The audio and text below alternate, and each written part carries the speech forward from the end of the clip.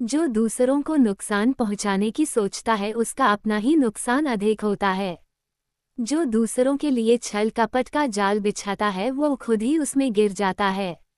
अब आप एक रानी की कहानी सुनेंगे जिसने अपने लिए अपने आप ही जाल बिछाया और उसका अपना पर ही उसमें फंस गया।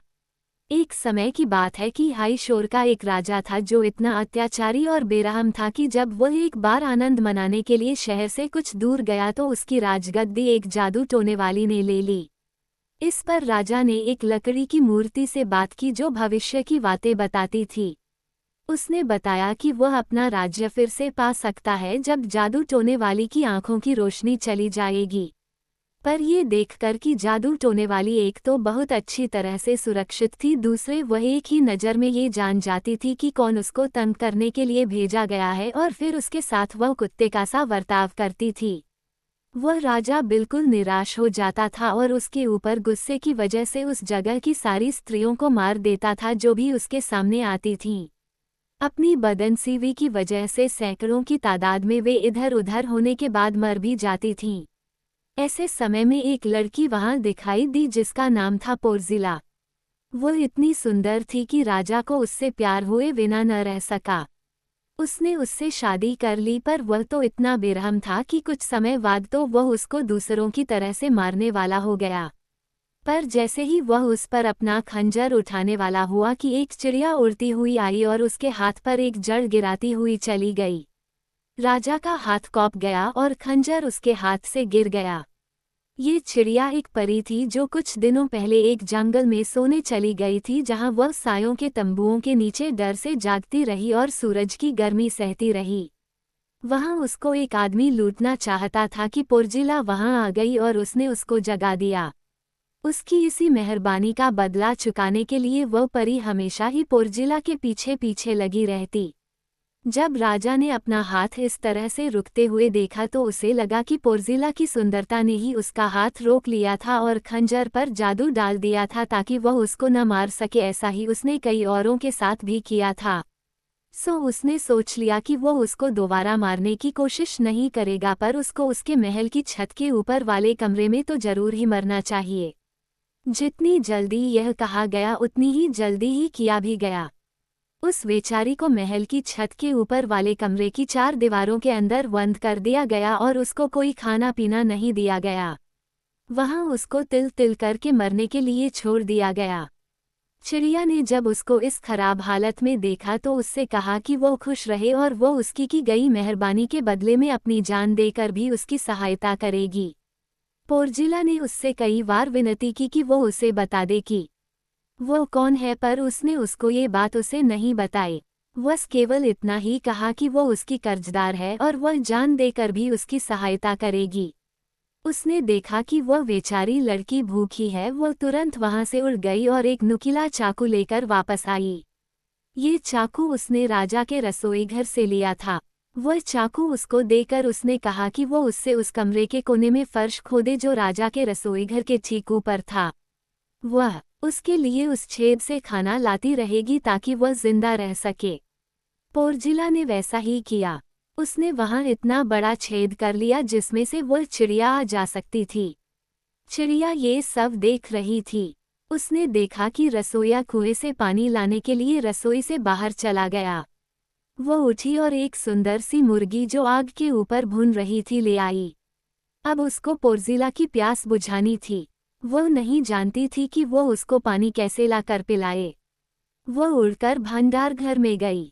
वहां अंगूरों के गुच्छे लटक रहे थे। वह उनमें से एक बड़ा सा और बढ़िया गुच्छा अपनी चोंच में दबा कर ले आई। ये सब वो कई दिनों तक करती रही। इस बीच पोर्जिना ने एक छोटे से बेटे को जन्म दिया जिसको उसने चिड़िया की सहायता से खिलाया पिलाया और बड़ा किया। जब वह थोड़ा बड़ा हो गया तो परी ने उसको कहा कि वह छेद थोड़ा और बड़ा कर ले और फर्श के कुछ तख्ते और उखाड़ ले ताकि उसमें से म्यूकियो आ जा सके। चिड़िया ने उसे कुछ रस्सियों भी लाकर दी जिसके सहारे वह बेटे को नीचे उतार सकती थी। बाद में वह तख्ते वापस रख दे जिससे किसी को ये पता न चले कि वह कहाँ से आया है। पोर्जिला ने ऐसा ही किया। जब रसोइया रसोईघर से बाहर चला गया तो उसने अपने बेटे को रस्सी के सहारे नीचे उतार दिया और उससे ये कह दिया कि वह ये किसी हालत में किसी को न बताए कि वह कहाँ से आया है और किसका बेटा है। जब रसोइया वापस लौटा तो उसने देखा कि सुंदर सा बच्चा इधर उधर घूम रहा है। उसने उससे पूछा कि वह कौन है, कहाँ से आया है और उसे क्या चाहिए। इस पर बच्चे ने अपनी माँ की बात याद करके कहा कि वो एक गरीब अनाथ बच्चा है और काम की तलाश में है। इतने में रसोई की देखभाल करने वाला आ गया तो उसने इस जिंदादिल छोटे से बच्चे को देखा तो उसने सोचा कि ये तो राजा की गद्दी के पास खड़ा रहने वाला अच्छा लगेगा, सो वह उसको शाही महल में ले गया। जब राजा ने इतना सुंदर और आकर्षक बच्चा देखा तो वह उसको एक रत्न जैसा लगा। वह उसको देखकर बहुत खुश हुआ और उसको अपना निजी नौकर रख लिया। उसने उसको एक सिपाही जैसी सारी ट्रेनिंग दिलवानी शुरू कर दी। सो म्यूकियो अब पूरे तरीके से दरबारी हो गया। राजा अब उसको अपने सौतेले बेटे से भी ज्यादा प्यार करता था। राजा की सौतेली माँ, जो सचमुच में रानी थी, इस वजह से म्यूकियो से नफरत करने लगी। उसको जितना उसको प्यार करना चाहिए था वो उससे ज्यादा नफरत करती थी। सो उसने निश्चय किया कि वो उसके चढ़ने वाली सीढ़ी पर ऐसा साबुन लगाएगी कि वह ऊपर से नीचे गिरता नजर आएगा। सो इस प्लान के अनुसार एक दिन जब राजा और उसकी सौतेली माँ बैठे हुए थे और आपस में बातें कर रहे थे, रानी ने राजा से कहा कि एक दिन म्यूकियो कह रहा था कि वह हवा में 3 किले बनाएगा। ये सुनकर अगली सुबह चौद सायों की प्रिंसिपल ने जब अपने शिष्यों को सूरज का त्योहार मनाने के लिए छुट्टी दे दी तो या तो आश्चर्य की वजह या फिर रानी को संतुष्ट करने की वजह से राजा ने म्यूकियो को बुलवाया और उसको हवा में 3 किले बनाने का हुक्म दिया, जैसा कि म्यूकियो ने कहा था, वरना वह उसको हवा में नचा देगा। जब म्यूकियो ने ये सुना तो वह अपने कमरे में चला गया और जोर जोर से रोने लगा। लो तभी चिड़िया वहां आ पहुंची और बोली, म्यूकियो रो नहीं, धीरज रखो, तुम्हारे साथ मैं हूं ना, मैं तुम्हें आग में से निकालने की भी ताकत रखती हूँ। तब उसने उससे कहा कि वो कुछ गत्ते के टुकड़े ले और उनसे 3 बड़े किले बनाए। फिर उसने 3 बड़ी चिड़ियों को बुलाया और एक एक किला उनमें बांध दिया। वे उन किलों को लेकर हवा में उड़ गईं। इसके बाद म्यूकियो ने राजा को बुलाया तो राजा हवाई किले देखने के लिए अपने सब दरबारियों को साथ लेकर दौड़ा दौड़ा आया और जब उसने म्यूकियो का ये भोला सा दृश्य देखा तो वह तो उसे और ज्यादा प्यार करने लगा। वो बहुत देर तक उसे प्यार से सहलाता रहा। इसने तो रानी पर बर्फ डाल दी और उसके गुस्से की आग को और भड़का दिया। ये देखकर कि उसके सारी तरकीबों पर पानी फिर रहा है, अब तो वह जागते सोते यही सोचती रहती कि आंखों के इस कोटे को कैसे हटाया जाए। सो कुछ दिनों बाद उसने राजा से कहा, बेटे अब समय आ गया है कि हम अपने पुरानी शान और बड़प्पन को फिर से पाने की कोशिश करें, क्योंकि म्यूकियो ने कहा है कि वह जादू टोना वाली को अंधा कर तुम्हारा राज्य तुम्हें वापस दिलवा देगा। ये तो राजा की दुखती रग थी जिसे रानी ने आज छू दिया था। उसने उसी पर म्यूकियो को बुलवाया और उससे कहा, ये सुनकर मुझे बड़ा आश्चर्य हुआ कि तुम उस जादू टोने वाली को अंधा करके मेरा राज्य मुझे वापस दिलवा दोगे जहां से मैं गिर चुका हूँ। तुम इतने लापरवाह रहे कि बजाय इसके कि तुम मेरा राज्य मुझे वापस दिलवा कर मुझे इस बदकिस्मती से बचाते, तुमने तो इस राज्य को जंगल बना दिया, शहर को एक किला बना दिया। बजाय इसके कि मैं बहुत सारे लोगों पर हुक्म चलाता, अब मैं केवल बहुत थोड़े से छोटे लोगों का मालिक हूँ। अगर तुम मेरा बुरा नहीं चाहते तो तुम अभी इसी समय जाओ और उस परी को अंधा करके आओ जिसके हाथों में मेरा सब कुछ है, क्योंकि उसकी लालटेनें बुझाकर तुम मेरी इज्जत के दिए जलाओगे जो इस समय अंधेरे में पड़े हैं। जब म्यूकियो ने राजा का ये प्रस्ताव सुना तो वह तो भौंचक्का रह गया। वह बोला, आपने कहीं कुछ गलत सुना है। मैं कोई रेवन नहीं हूं जो किसी की आंख निकाल लूंगा और न ही कोई कुआं खोदने वाली मशीन। राजा बोला, वह सब एक शब्द भी नहीं। जैसा मैंने कहा है वैसा ही करो। याद रखो कि मेरे अपने इस दिमाग की टकसाल में तराजू तैयार रहती है। उसके एक पलड़े में इनाम रहता है अगर जैसा मैं कहूँ तुम करो तो, और दूसरे पलड़े में सजा अगर तुम वह न करो जो मैं कहूँ तो। म्यूकियो जो चट्टान में सिर नहीं मार सकता था, उसको तो उसी से वर्तना था जो अचल खड़ा था। वह बेचारा फिर अपने कमरे में जाकर रोने लगा। फिर उसके कमरे चिड़िया आई और बोली, म्यूकियो, क्या यह मुमकिन है कि हर बार तुमको चुल्लू भर पानी में डूबना पड़े? अगर मैं मर गई होती तब तुम कोई नखरा नहीं करते। क्या तुम्हें पता है तुम्हारी जिंदगी मेरे लिए अपनी जिंदगी से भी ज्यादा कीमती है। अब तुम देखना कि मैं क्या कर सकती हूँ। इतना कहकर वह उड़ गई और एक पेड़ पर जाकर बैठ गई।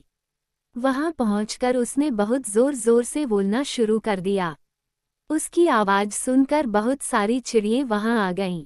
उसने उनको म्यूकियो की सब कहानी सुनाई और फिर उनको विश्वास दिलाया कि जो कोई भी जादू टोने वाली की आंख निकालेगा उसको काइट और वाज से सुरक्षा दी जाएगी और एक सर्टिफिकेट दिया जाएगा जिसकी सहायता से वह बंदूक और धनुष बाण आदि सब हथियारों से सुरक्षित रहेगी। अब इन सब चिड़ियों में एक घरेलू चिड़िया भी थी जिसने शाही महल की एक शहतीर में अपना घोंसला बनाया हुआ था और जो जादू टोने वाली से बहुत नफरत करती थी, क्योंकि जब वह अपना घोंसला बना रही थी तो उस जादू टोने वाली ने कई बार उसे अपने महल में से कीड़े मकोड़े मारने की दवा का छिड़काव कराकर बाहर निकाला था। इसलिए कुछ तो बदले की भावना से और कुछ चिड़िया के इनाम के लालच में वह ये काम करने को तैयार हो गई थी। वह बिजली की तेजी से शहर की तरफ उड़ गई और महल के अंदर घुसी। वहां उसने परी को एक काउच पर लेटे पाया। 2 लड़कियों उसको पंखा झल रही थीं। चिड़िया आई और सीधी आकर परी के ऊपर बैठकर उसकी दोनों आंखें निकाल लीं। परी ने देखा कि यह तो दोपहर में ही रात हो गई तो वह समझ गई कि ऐसा होने से तो उसका सारा सामान ही चला गया। चीखते चिल्लाते गालियों देते कोसते हुए उसने अपना राजदन तो छोड़ दिया और एक गुफा में छिपने चली गई, जहां वह गुफा की दीवार पर मार मार अपना सिर पीटने लगी। फिर बाद में वह मर गई। जब जादू टोना करने वाली चली गई तो सलाहकारों ने राजा के पास दूत भेजे कि अब वो वापस आ सकता है, क्योंकि जादू टोने वाली के अंधी होने से ही उसको यह अच्छा दिन देखने को मिला था। जब वे लोग आए तभी म्यूकियो भी वहां आ गया। उसने चिड़िया के कहे अनुसार राजा से कहा, मैंने अपनी पूरी ताकत से आपकी सेवा की है। जादू टोने वाली अंधी हो चुकी है। अब ये राज्य आपका है। अगर मैं इस सेवा का कुछ इनाम चाहता हूँ तो बस अब मैं यही चाहता हूँ कि खतरनाक खतरों में डालने की बजाय मुझे मेरी बदकिस्मती के साथ छोड़ दिया जाए। पर राजा ने उसको गले लगा लिया, उसके सिर पर अपनी टोपी रख दी और उसको अपने पास बिठा लिया। ये देखकर तो रानी फिर बहुत गुस्सा हो गई। भगवान ही जानता है कि इसके लिए उसके चेहरे पर कितने रंग आए गए और म्यूकियो के खिलाफ कितने तूफान उसके दिल में उठे। इस किले से थोड़ी ही दूर पर एक बहुत ही भयानक किस्म का ड्रैगन रहता था जो रानी के जन्म के समय ही पैदा हुआ था। रानी के जन्म के समय उसके पिता ने बहुत सारे ज्योतिषियों को उसका भविष्य बताने के लिए बुलाया। उन्होंने बताया कि आपकी बेटी को तब तक किसी का डर नहीं है जब तक ये ड्रैगन सुरक्षित है। जब इन दोनों में से कोई एक मरेगा तब दूसरा भी मर जाएगा। रानी को केवल एक ही चीज फिर से जिंदा कर सकती है कि उसकी कनपटियों, छाती, नथुनों और कलाई पर उसी ड्रैगन का खून मला जाए। रानी इस जानवर का गुस्सा और भयानकता जानती थी। एक दिन उसने म्यूकियो को उसके चंगुल में भेजने की सोची। उसको इस बात का पूरा विश्वास था कि वह जानवर उसको पूरा का पूरा खा जाएगा और वह तो एक भालू के गले में एक स्ट्रॉबेरी जैसा होगा। एक दिन उसने राजा से कहा, मेरी बात मानो, यह म्यूकियो तो तुम्हारे राज्य का एक रत्न है। अगर तुम उसको प्यार नहीं करोगे तो तुम उसके साथ बहुत बड़ा अन्याय करोगे, खास करके जबकि उसने यह इच्छा प्रकट की है कि वो उस ड्रैगन को मारेगा। ये ड्रैगन हालांकि मेरा भाई है पर ये तुम्हारा दुश्मन है। मैं अपने 100 भाई तुम्हारे ऊपर कुर्बान कर दूं। राजा ड्रैगन से बहुत नफरत करता था पर वह ये नहीं जानता था कि वो उसे अपनी आंखों के सामने से कैसे दूर करे। ये सुनकर उसने तुरंत ही म्यूकियो को बुलाया और उससे कहा, मुझे मालूम है कि तुम जिस चीज पर भी अपना हाथ रख देते हो तुम उसको पा लेते हो। इसलिए क्योंकि तुमने मेरे ऊपर इतने एहसान किए हैं तो मेरे लिए एक काम और कर दो, फिर तुम जहां चाहो वहां चले जाना। तुम अभी अभी चले जाओ और ड्रैगन को मार दो। तुम्हें इस एक काम के लिए मैं तुम्हें भरपूर इनाम दूंगा। ये सुनकर म्यूकियो के तो होश ही उड़ गए, पर जैसे ही वह कुछ बोलने लायक हुआ उसने राजा से कहा, अफसोस, आप मुझे बार बार यह क्या सिर दर्द दे रहे हैं? क्या मेरी जिंदगी किसी काले बकरे की खाल का कपड़ा है जिसे आप हमेशा ऐसे ही पहनते रहेंगे? यह कोई कटी हुई नाशपाती भी नहीं है जो खाने के लिए तैयार हो, ये तो ड्रैगन है जो अपने पंजों से फाड़ता है, अपने सिर से टुकड़े करता है, अपनी पूंछ से कुचलता है, अपने दांतों से चबाता है, आंखों से जहर फैलाता है और अपनी सॉस से मारता है। आप मुझे इस मौत के मुंह में क्यों भेजना चाहते हैं? क्या यह मेरे आपको राज्य वापस दिलवाने का इनाम है? वो कौन नीच है जिसने मेरे मारने के लिए यह प्लान बनाया है? किस बेरहम के बेटे ने आपको ये सब सिखाया है कि आप मुझसे ऐसी बात कहें? तब राजा, जो गेंद की तरह से इधर उधर उछल सकता था, अपने विचारों में पक्का भी था। जो उसने एक बार कह दिया सो कह दिया। सो उसने पैर पटके और बोला, आखिर तुमने मेरे लिए इतना सब किया है तो क्या तुम आखिर में मुझे निराश करोगे? जाओ और मेरे राज्य को इस प्लेग से आज़ाद करो, नहीं तो मैं तुम्हें तुम्हारी जिंदगी से आज़ाद कर दूंगा। बेचारा म्यूकियो, जिसको एक पल में तो राजा की कृपा मिलती थी और दूसरे पल धमकी मिलती थी। एक पल में उसको शाबाशी मिलती थी और दूसरे पल में ठोकर। एक पल में उसको दया और तारीफ के शब्द मिलते थे तो दूसरे पल ये दिखाता था कि राजा का दरबार कितना उथला है और अगर राजा को न जाना जाए तो वह कितना झूठा भी था। पर अगर किसी को यह बात पता है तो बड़े लोगों को जवाब देना बेवकूफ़ी है, या फिर जैसे शेर को उसकी दाढ़ी से पकड़ना। म्यूकियो हार गया। वह अपनी किस्मत को कोसते हुए, जिसने कि उसकी जिंदगी को इतने खतरे में डालने के लिए उसको इस दरबार में भेजा था, वहां से चला आया और आकर अपने कमरे की सीढ़ी पर बैठ गया। उसने अपना सिर अपने घुटनों में छिपा लिया और रोने लगा। उसके आंसुओं से उसके जूते भीगने लगे और उसकी आहों से जमीन भी गर्म होने लगी। लो, तभी चिड़िया वहां उड़ती हुई आई। उसकी चोंच में एक पौधा था। वो उस पौधे को म्यूकियो की तरफ फेंकती हुई बोली, चलो उठो म्यूकियो, हिम्मत रखो। तुम अपने समय के साथ खेल खेलने नहीं जा रहे, बल्कि तुम ड्रैगन की जिंदगी के साथ खेलने जा रहे हो। लो, तुम ये पौधा लो और जब तुम उसकी गुफा तक पहुंचो तो इसको उसकी गुफा के अंदर फेंक देना। इससे उसके ऊपर एक ऐसी बेहोशी आएगी कि वह तुरंत ही गहरी नींद सो जाएगा। बस उस समय तुम चाकू मार मार कर उसको मार देना। उसके बाद वहां से चले आना। तुम देखोगे कि अब तुम्हारे लिए परिस्थितियां जितनी तुम सोच भी नहीं सकते उससे कहीं ज्यादा अच्छी हो गई है। म्यूकियो बोला, बस काफी है। मुझे मालूम है कि मेरे पास क्या है। हमारे पास पैसे से ज्यादा समय है और जिसके पास समय है उसके पास जिंदगी है।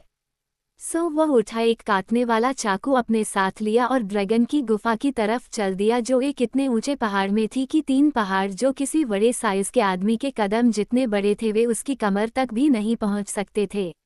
जब वह वहां आया तो उसने वह पौधा गुफा के अंदर फेंक दिया। उसके उस पौधे के गुफा में फेंकते ही उस ड्रैगन पर एक गहरी नींद छा गई। बस उसके सोते ही म्यूकियो ने उसके टुकड़े काटने शुरू कर दिए। जब वह ड्रैगन के टुकड़े काट रहा था तो रानी ने अपने दिल में एक काटने वाला दर्द महसूस किया। उसने देखा कि यह तो उसने कुल्हाड़ी अपने पैरों पर अपने आप ही मार ली है। उसको अपनी गलती का एहसास हुआ कि उसने तो पैसे से मौत खरीद ली है। सो उसने अपने सौतेले बेटे को बुलाया और उसे बताया कि उसके पैदा होने के समय उसके बारे ज्योतिषियों ने क्या कहा में था, कि किस तरह से उसकी जिंदगी ड्रैगन की जिंदगी से जुड़ी हुई थी और कैसे वह डरी हुई थी कि म्यूकियो ने शायद उसको मार दिया था, क्योंकि वह खुद भी मरती जा रही थी। राजा बोला, मोह, अगर आपको यह मालूम था कि आपकी जिंदगी ड्रैगन की जिंदगी पर आधारित है तो आपने मुझे उसे भेजने ही क्यों दिया? ये गलती किसकी है? तो ये गड़बड़ तो खुद आपने अपने आप ही की है। अब इसे आप खुद भुगतिए। आपने शीशा तोड़ा है तो इसको ठीक कराने के पैसे भी आप ही दीजिए। रानी बोली, बेटा, मैंने कभी सोचा ही नहीं था कि यह छोटा सा बच्चा इतना बहादुर होगा कि वह उसको मार ही डालेगा, जो खुद ही एक फौज के बराबर है। मैं तो सोचती थी कि वह सब तो वहां उसके फटे कपड़े ही मिलेंगे, पर क्योंकि यह काम मैंने बिना किसी की सलाह लिए किया है, तो अगर तुम मुझे प्यार करते हो तो मेरे ऊपर एक एहसान कर दो। जब मैं मर जाऊं तो मुझे दफन करने से पहले एक स्पंज ड्रैगन के खून में भिगोना और उसे मेरे सारे शरीर पर मल देना। राजा बोला, ये तो मैं जितना आपको प्यार करता हूं उसके लिए कोई बड़ी बात नहीं है, और अगर ड्रैगन का खून काफी नहीं हुआ तो आपकी संतुष्टि के लिए मैं अपना खून भी उसमें मिला दूंगा।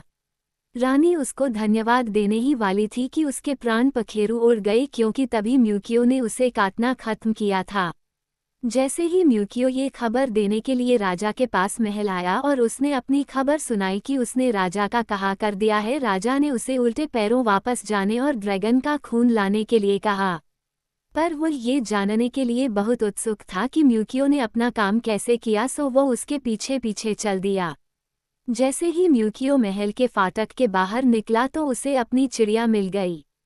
चिड़िया ने उससे पूछा, अब तुम कहाँ जा रहे हो? म्यूकियो बोला, मैं वहाँ जाता हूँ जहाँ राजा मुझे भेजता है।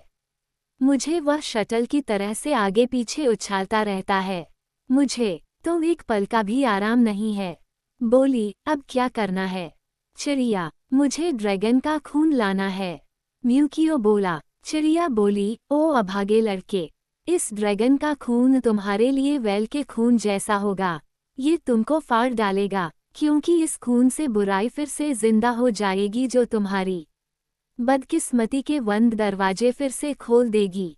ये रानी तुम्हारे लिए बराबर कुछ न कुछ बुरे प्लान बनाती रही है ताकि तुम मर जाओ, और यह राजा उसकी हर बात मानता रहा है और तुम्हारी जिंदगी को खतरे में डालकर तुम्हें हुक्म देता रहा है।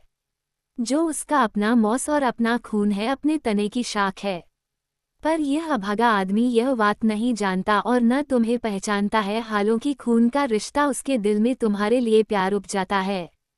खैर, तुमने राजा की जो जो सेवाएं अब तक की हैं और जिससे उसको इतना सुंदर बेटा और वारिस मिला है, उसके बदले में तुम उससे अपनी दुखी माँ पोर्जिला के लिए खुशी मौग लो। वह बेचारी 14 साल से उस ऊपर वाले कमरे में बंद है। इतने छोटे से कमरे में राजा को इतनी सुंदरता कहाँ मिलेगी? जब परी उससे ये बातें कर रही थी तो राजा उसकी हर बात सुन रहा था। इस सब मामले के बारे में पूरी बात जानने के लिए आगे बढ़ा। ये जानकर कि म्यूकियो उसका और पोर्जिलो का अपना बेटा है और पोर्जिलो अभी भी ऊपर के कमरे में जिंदा है, उसने हुक्म दिया कि पोर्जिलो को तुरंत ही वहां से निकालकर उसके सामने लाया जाए। राजा ने उसको अपने सामने देखा तो वह उसको बहुत सुंदर लगी, क्योंकि इतने सालों से चिड़िया उसकी देखभाल कर रही थी। उसने उसको बहुत प्यार से गले लगाया। उन दोनों को गले लगाते लगाते उसकी तो संतुष्टि ही नहीं हो रही थी। उसने पोर्जिला से अपने बुरे व्यवहार की माफ़ी मांगी और अपने बेटे से उसको इतने खतरनाक काम देने के लिए माफ़ी मांगी। फिर उसने पोर्जिला को कीमती कपड़े और गहने पहनवाए और उसको अपनी रानी का दर्जा दिया। उसको सबके सामने ताज पहनाया गया। जब राजा को ये पता चला कि पोर्जिला और उसका बेटा केवल इसलिए सुरक्षित था कि चिड़िया ने उनकी देखभाल की थी, एक को उसने खाना दिया और दूसरे को सलाह, तो उसने अपना राज्य और जिंदगी उसी को सौंप दी। लेकिन चिड़िया बोली कि उसको अपनी इन सेवाओं का कोई इनाम नहीं चाहिए, सिवाय इसके वो म्यूकियो से शादी करना चाहती थी। जैसे ही उसने ये कहा, वह एक सुंदर लड़की में बदल गई और राजा और पोर्जिला की खुशी के लिए उन दोनों की शादी हो गई। उसके बाद नया शादीशुदा जोड़ा फिर और खुशी देने के लिए परी के राज्य गया, जहां लोग उनका बड़ी उत्सुकता से इंतजार कर रहे थे। हर परी उसकी खुशकिस्मती की तारीफ कर रही थी जो पोर्जिला ने उसको दी थी, क्योंकि कोई अच्छा काम कभी बेकार नहीं जाता।